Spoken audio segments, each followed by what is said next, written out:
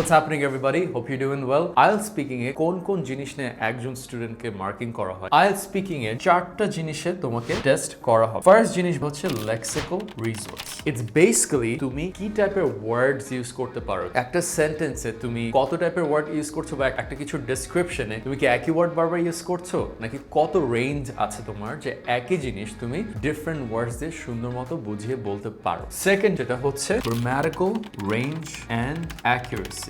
তুমি যে সেন্টেন্স গুলো বলছো তার স্ট্রাকচারটা ঠিক আছে নাকি না, এন্ড কত সুন্দরভাবে সেটাকে দাঁড় করাচ্ছ, and whether you are using the right tense, the right voice, that's what's being tested here. Third যেটা আসে coherence and fluency। তোমাকে যেটা জিজ্ঞেস করা হচ্ছে বা তোমাকে যেটা নিয়ে বলতে বলা হচ্ছে সেটা কি তুমি অ্যাকচুয়ালি ওইটা স্পেসিফিক লিড করেই তুমি অ্যান্সার করছো নাকি না। Presentation and punctuation, okay, and obviously that carries a weight of 9. Presentation is examiner যে তোমার সামনে বসে আছে সে দেখতে চায় যে তুমি যখন